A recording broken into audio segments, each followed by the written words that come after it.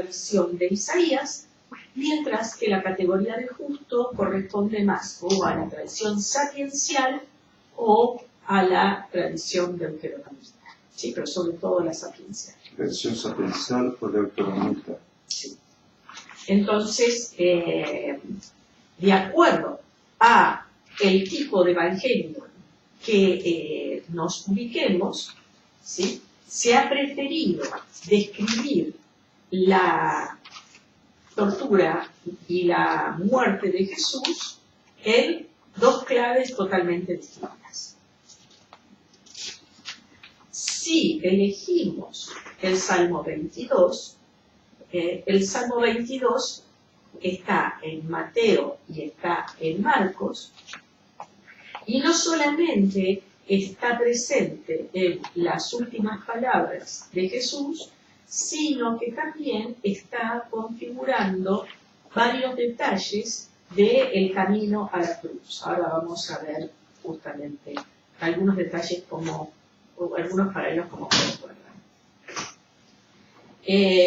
Por otro lado, en los dos casos, tanto en el Salmo 22 como en el Salmo 31, en los dos casos el salmista no muere, a diferencia de lo que sucede en los relatos evangélicos. Es decir, son súplicas de una persona que está al borde de la muerte y que experimenta de alguna forma la distancia de Dios, pero sin embargo el final de los dos salmos es un final alegre, de agradecimiento, donde el salmista sigue vivo.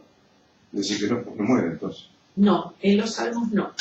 Entonces, y ahí retomo tus palabras, porque cómo está esto reinterpretado en el contexto de la cruz. Evidentemente hay un sentido soslayado de que la muerte de Jesús no es la última experiencia del salmista, sino que al poner la plegaria en boca de Jesús, no es tanto que Jesús confíe en que no va a morir, sino que Jesús está confiando en que el Padre lo va a liberar. Más en el Salmo 31 que en los otros. No. ¿Los dos?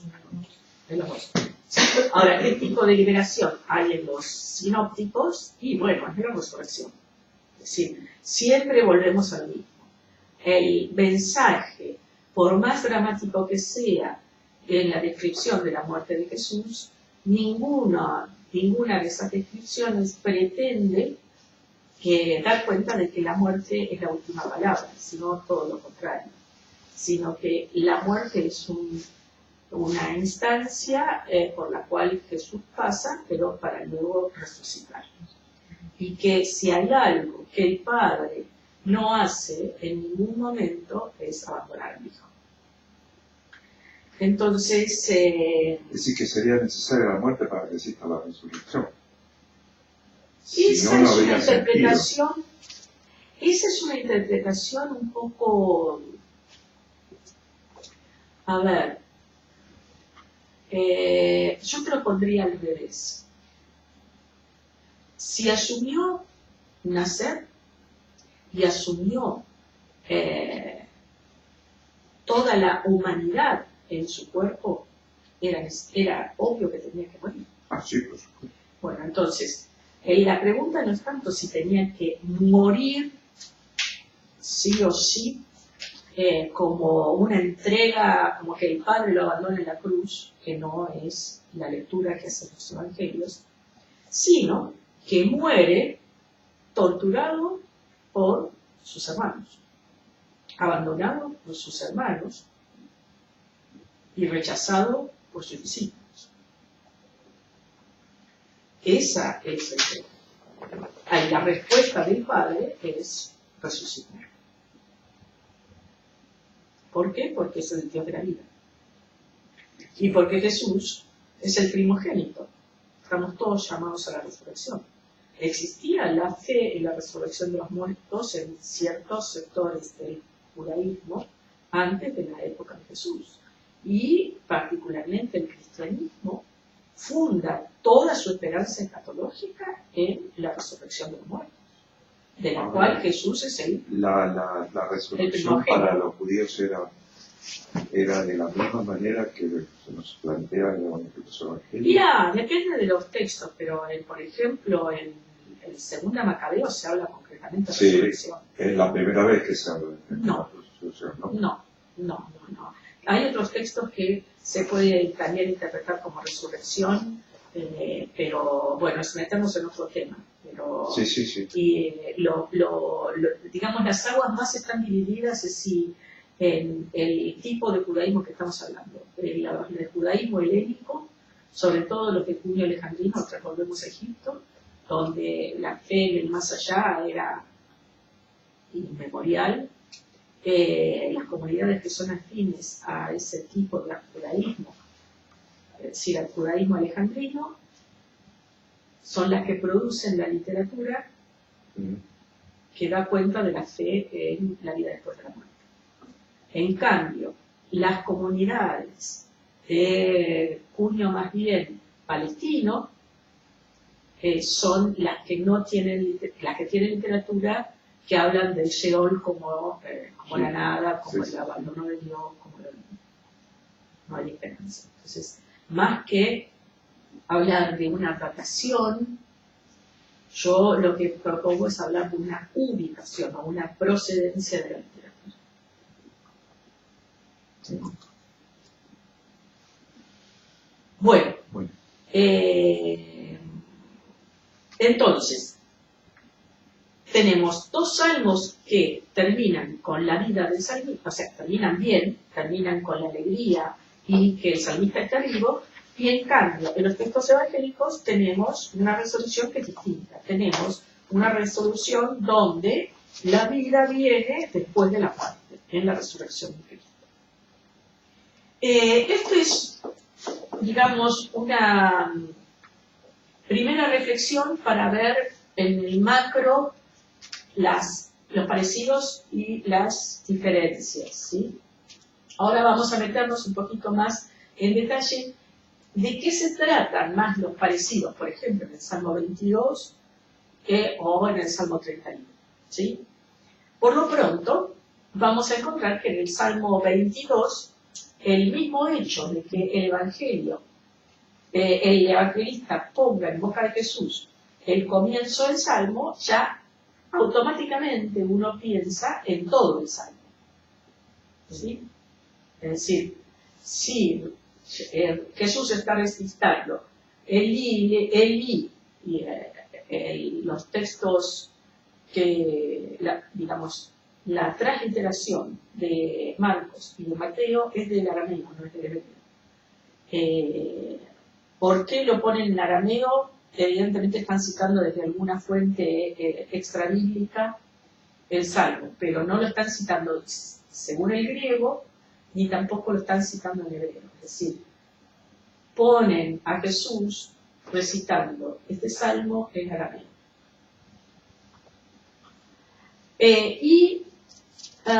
Jesús aparece recitando la primera parte del primer versículo del Salmo, que dice: Dios mío, ¿por qué me has abandonado? ¿Sí? ¿Todos están en el Salmo 22? Sí. Bueno, muy bien. Vamos a detenernos un poco en el sentido de la palabra abandonar.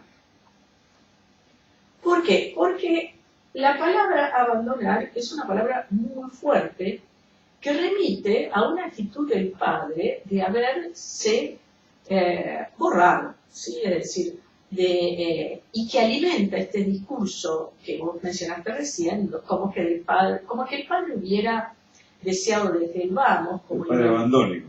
Exactamente, abandónico y además de alguna forma hasta perverso, ¿no? Porque no solamente lo abandona en el peor momento, sino abandona a su hijo en el peor momento, donde el hijo clama a él y el padre no le responde. Digamos, esa interpretación que está tan asociada a este salmo por usar la palabra abandonar, me parece que merecía una referencia. ¿Por qué? Porque el verbo hebreo que hay atrás de abandonar es un verbo que puede aceptar el sentido de abandonar, pero tiene otros sentidos. Es muy amplia el campo semántico del verbo y puede perfectamente adaptarse a un sentido de tomó distancia, que es distinto de abandonar. Entonces, la experiencia que puede ser entendida como abandono, en realidad es una experiencia de sentir el silencio de Dios, más que el abandono de Dios. ¿Me entienden? Que son dos cosas totalmente distintas. Perdón, lo que tiene de sentir que... El silencio de Dios, no el abandono de Dios. Que son dos cosas totalmente distintas. Si bien la presencia de Dios en el Antiguo Testamento está asociada con la vida, con la libertad, con la salud, con la alegría, la ausencia de Dios es exactamente lo contrario.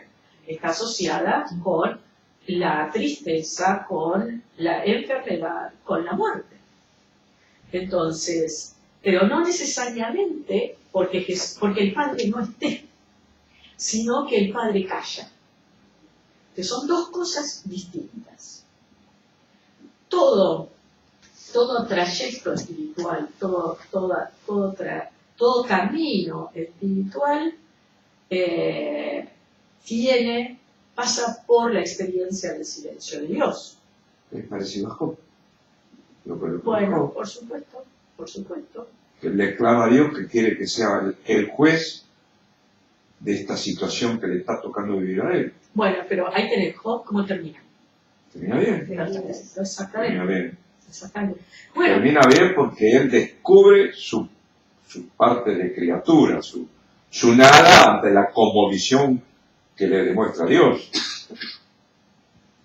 Esa es una forma de interpretarlo. Es decir, que Dios le devuelve... Es una forma de interpretarlo. Digamos, interpretar que Dios premia a Job con un final feliz es una forma de entender a Dios como alguien que retribuye al justo. ¿Sí? Ese final de Job puede ser entendido de muchísimas formas. Si bien Job pasa por una serie de discursos frente a sus amigos, sí, nosotros proyectamos sobre Dios una especie de juicio y retribución. ¿Por qué? Porque Job se la rebancó. Sí. ¿No? Pero el mismo final puede ser interpretado de muchísimas formas. Dice que aparentemente sería un final puesto con posterioridad a la escritura del libro, eso. El texto griego es muchísimo más largo que el texto hebreo. Muchísimo. El último versículo de Job del texto 21 es más, habla de Job resucitado. Así que sí, hay una elaboración muy distinta del libro de Job en la línea griega. Pero volvamos a tanto Job, como vamos a ver, el libro de la sabiduría, justo el libro de la sabiduría, los dos pasan por esta experiencia de prueba y de silencio de Dios que termina en los dos casos bien. ¿Sí? No muere el justo. ¿Sí? Pero vamos a ver que en otro texto, como es el libro de la sabiduría, la cosa no es tan así. ¿Sí? Y de nuevo, estamos en el libro de la sabiduría, en un deuterocanónico, un libro que afirma la vida después de la muerte, y otro sí es un libro de la tradición alejandrina. ¿Sí? Un libro de la Biblia griega, de la 70. ¿Por qué? Claro, pero estás hablando del pueblo hebreo alejandrino. Porque del el judaísmo pueblo, alejandrino. porque el pueblo griego, cuando Pablo le habla de la resurrección en el Areópagos, se le ríe y dice, está bien, seguí tu camino. Exactamente. Cuando Pablo, como fariseo, que él cree en la resurrección, sí, como fariseo, más allá de la experiencia con el resucitado, él como fariseo, como judío helénico fariseo, aún siendo de cuño más bien palestino, por ser fariseo, cree en la resurrección. Sí. Sin embargo, cuando él va a hablar al areópago, hay dos que se le ríen en la cara. Sí. Los griegos por un lado y los judíos por el otro. Entonces, el tema de la resurrección es un tema que ha marcado divisorias de aguas muy importantes en lo que fue el comienzo del judeo-cristianismo, porque de hecho es uno de los pilares de la fe del cristianismo, no del judaísmo. Pablo va a decir, si Cristo no resucitó, vana es nuestra fe. Pero no porque solamente Cristo haya resucitado, sino porque Él es el primogénito de entre los hermanos. Es decir, porque eso que se manifestó en Cristo está llamado a ser en todos los cristianos, por pertenecer al cuerpo de Cristo. Pero volvamos al Salmo 22. Entonces, tenemos por un lado un salmo que pareciera que habla de un lamento y de una experiencia de abandono, y sin embargo habla de una plegaria de alguien que pasa por la experiencia del silencio de Dios y del desprecio de sus hermanos. ¿Sí? ¿Y qué hace, como dice el Salmo?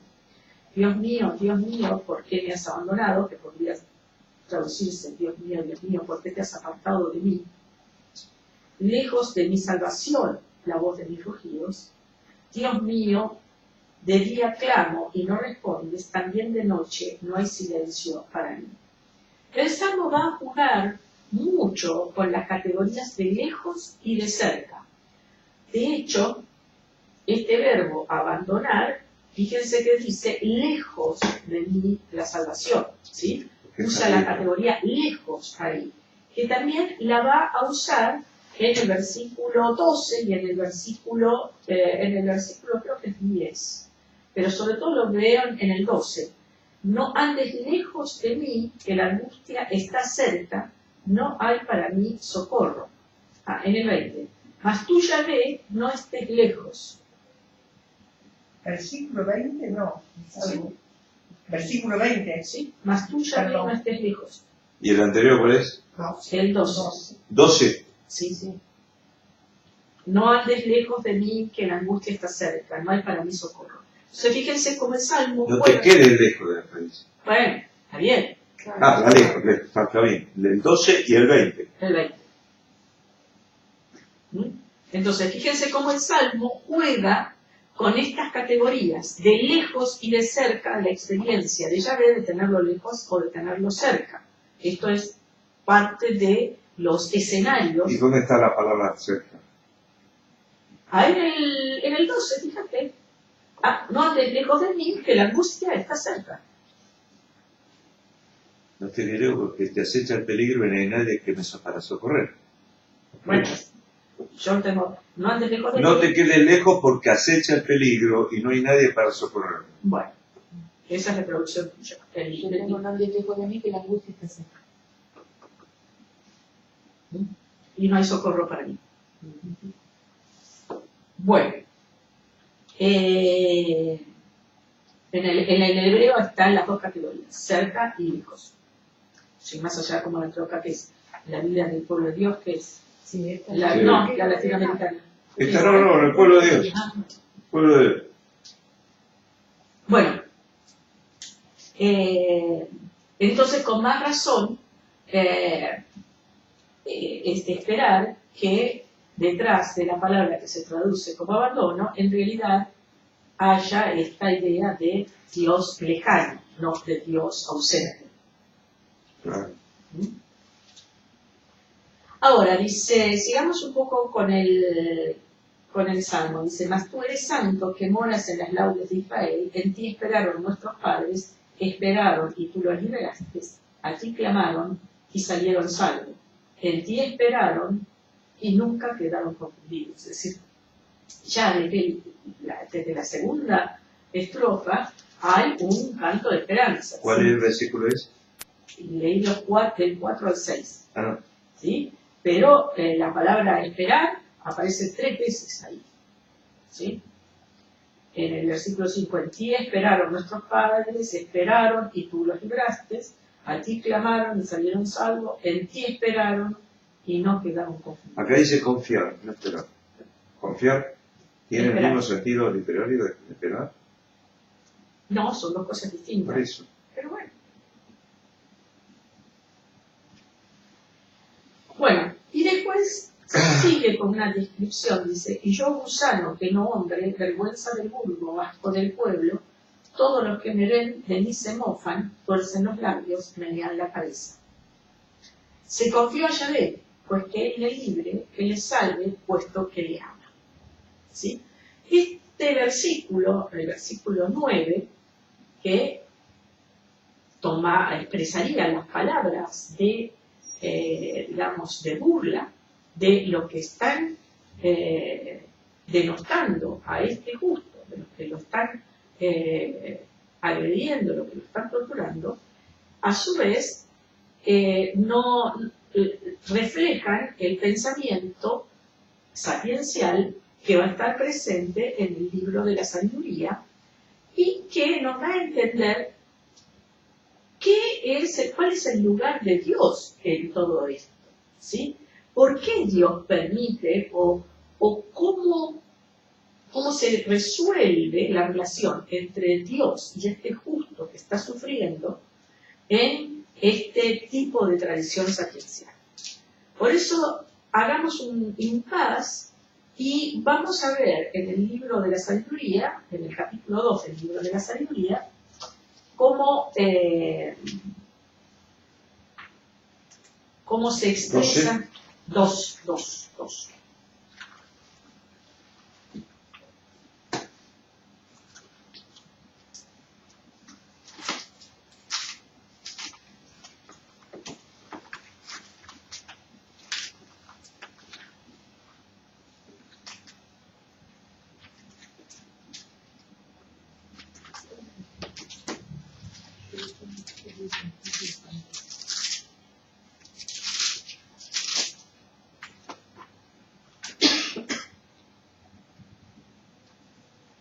Página 13.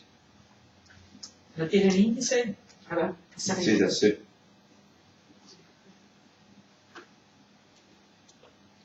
Cantar, etc. Lamentación, son.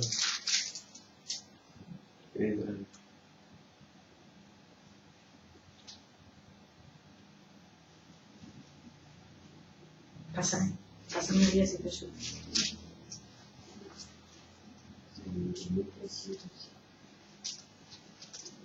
1307. O decide después que el libro, antes de que está después de los profetas, por lo que veo. 1308, el capítulo 1. ¿A dónde estás vos? ¿En qué texto estás vos? ¿Ya llegaste a esa salida? Sí, sabiduría. Bueno. Sí. Bueno, Sabiduría 2. bueno, vamos a leer entonces cómo describen la prueba de un justo. ¿Vos tenés la del pueblo de Dios? ¿Vos tenés la del pueblo de Dios? La del pueblo de Dios, sí. Ah, 1300. Después de Macabeo. No, yo no tengo acá. El libro de la sabiduría, ¿no? No Sí. me equivoco, sí, está bien. Estoy buscando. Estoy con la sabiduría. ¿Qué capítulo? 2.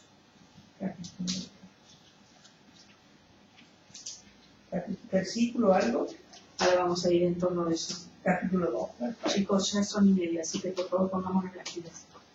Vamos a ver esto y después queda para entrar. Dice, vamos a ver en el 1:16, un poquito antes que empiece el 2. Pero los impíos, con las manos y las palabras, llaman a la muerte. Teniéndola por amiga, se desviven por ella y con ella conciertan un pacto, pues bien merecen que se les tengan por suyos. Porque se dicen discurriendo desacertadamente. Corta es y triste nuestra vida. No hay remedio en la muerte del hombre, ni se sabe de nadie que haya vuelto de Hades. Por azar llegamos a la existencia y luego seremos como si nunca hubiéramos sido, porque humo es el aliento de nuestra nariz, y el pensamiento una chispa del latido de nuestro corazón. ¿Sí? Fíjense cómo los impíos no creen en la vida después de la muerte, ¿sí? Y por lo tanto se burlan de el que sí cree. Fíjense como en el versículo 16 dice: venid pues y disfrutemos de los bienes presentes, gocemos de las criaturas con ardor de juventud, hartémonos de vinos exquisitos y de perfumes, no se nos pase ninguna flor primaveral. Y sigue, aprovechemos la vida. Pero más adelante, la soberbia de estos impíos va ahora a enfrentarse con la aparente humildad y desprotección de este justo, del cual se están burlando. En el versículo 10 dice: oprimamos al justo pobre, no perdonemos a la viuda, no respetemos las canas llenas de años del anciano. Sea nuestra fuerza norma de la justicia, que la debilidad, como se ve, de nada sirve. Tendamos lazos al justo, que nos fastidia. Se enfrenta a nuestro modo de obrar, nos echa en cara faltas contra la ley y nos culpa de faltas contra nuestra educación. Se gloria de tener el conocimiento de Dios y se llama a sí mismo Hijo del Señor. Es un reproche para nuestros criterios, su sola presencia nos es insufrible. Lleva una vida distinta de todas y sus caminos son extraños. Nos tiene por bastardos, se aparta de nuestros caminos como de impurezas, proclama dichosa la suerte final de los justos y se ufana de tener a Dios por Padre. Veamos si sus palabras son verdaderas, examinemos lo que pasará en su tránsito, pues si el justo es hijo de Dios, Él le asistirá y le librará de las manos de sus enemigos. Sometámosle al ultraje y al tormento para conocer su temple y probar su entereza. Condenémoslo a una muerte afrentosa, pues según él, Dios le visitará. ¿Sí? Según esta perspectiva, si trasladáramos a la experiencia de la cruz, ¿cómo lo podrían trasladar? O a la experiencia del Salmo. ¿Quiénes son los que están torturando a los impíos? Está bien, pero ¿quiénes son esos impíos? Los ídolos. Sí, además de los... Pero, ¿en qué consiste su impiedad? ¿Por qué se enfrentan esa agresión, ese tipo Exactamente, ¿por qué? ¿Por qué lo torturan? Porque ellos se sienten que no son iguales al justo, que el justo tiene una cierta... no solamente por la resurrección, sino que tiene una cierta... Dios tiene una cierta predilección por el tipo que es honesto y justo. ¿Qué dice el texto? Es como una burla que dice: si sos hijo de Dios, acá dice: Él te asistirá. Está bien, pero ¿de dónde viene? ¿Por qué burlarse? Porque ellos no creen en la resurrección. Primero, no creen en la resurrección. Segundo, que les molesta este justo. Pero les molesta, ¿por qué les molesta? Porque la sola presencia de ese justo los delata a ellos en su manifiesta manifiesta su error. ¿Sí? Su maldad. Su maldad. Cada gesto de este justo es el reflejo de lo que ellos hacen, pero por la antítesis. Es decir, no soportan que el justo exista, porque existe el justo, ellos quedan en evidencia de que son impíos. ¿Sí? Es la piedad del justo la que delata delante de Dios que es posible esa justicia.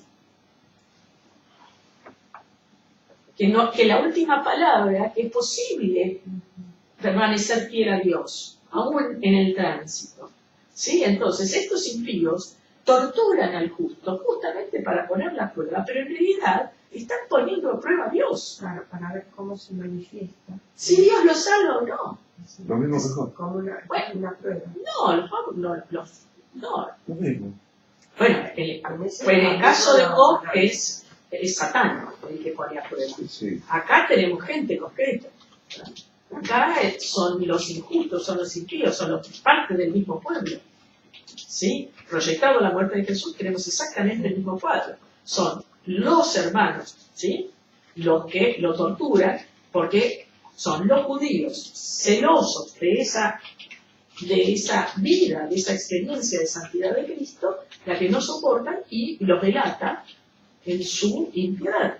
Entonces, lo torturan y lo matan por eso. Bueno, vamos a parar aquí. Yo les propongo lo siguiente. Una sola pregunta. Sí. En el Evangelio son los hermanos, es el pueblo que lo torturan con el mismo fin que tiene el Salmo, es decir, para que no sea presente su impiedad, su falta de misericordia. Hace evidente su plan. Yo lo que te digo es lo siguiente. Cada evangelio es una interpretación particular de la muerte de Jesús. Entonces no se trata de decir blanco o negro, esto fue así o no fue así. Tenemos 4 interpretaciones distintas de la muerte de Jesús. El Salmo da una pista de por dónde va la mirada de cada evangelista en la interpretación de la muerte de Jesús. Al elegir el Salmo 22 o el Salmo 31, están configurando a Jesús como un justo puesto a prueba por sus hermanos o un siervo puesto a prueba por sus hermanos. No es blanco o negro, esto no es así o de otra forma. Son interpretaciones que da el texto evangélico de la muerte de Cristo. Propongo como trabajo, lean para los paralelos del Salmo 22, los capítulos 27 de Mateo y 15 de Marcos. Y para los paralelos... Capítulo... Pero paralelos del Salmo, ¿cuánto? 22. 22, sí, ¿qué? Mateo 27 Mateo y Marcos 27 y Marcos 15. y Marcos 15. Y para el paralelo del Salmo 31, Lucas 22 y 23. Lucas 21, 22 y 23. Y 23. Perdón. 22 y 23. Y si quieren ver, algo también de Juan 19. Pero Juan no decía que hace silencio. ¿Está bien? Pero hay parte que en la descripción de la pasión tiene muchos paralelos. Ajá. Muy bien. Ah, y Hechos, la muerte de Esteban, en el libro de Hechos, Hechos 7. ¿Y qué paralelo tenemos empezando? Con el 31. Ah, también. Sí. La muerte de Esteban en Hechos 7. Gracias, perdón.